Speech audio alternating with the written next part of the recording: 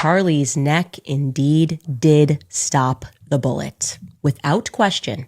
Okay. And this is going to dispel a lot of theories that are out there. And I'm telling you this 100%.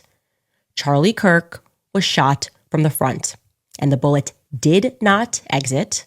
And at least a fragment of the bullet was recovered from his neck. And I'm going to tell you exactly where it was recovered from. I have fact-checked this information from multiple sources now. I've actually been sitting on this for a little bit over a week. Right around here. So think about almost in line with your shoulder blade right in the center. Now, why is that helpful? Because it gives us a bullet trajectory, okay? It went in here where you saw that, and it was stopped, and a fragment was pulled from, think right, if you're just touching your spine in line with your shoulder blade. That leads us, obviously, to the part that he's maybe not being forthcoming about. They did not recover a bullet from a 30-06. They didn't recover a bullet from a 30-06. It just didn't happen, okay?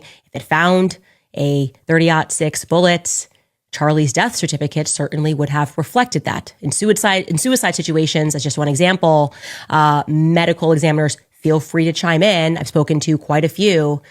But when the gun and the bullet are known, they are reflected onto the death certificate, okay?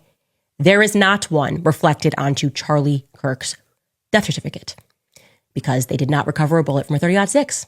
Hunters and military men rejoice. It turns out that common sense still rules the roost, okay? You guys were right. You were absolutely right.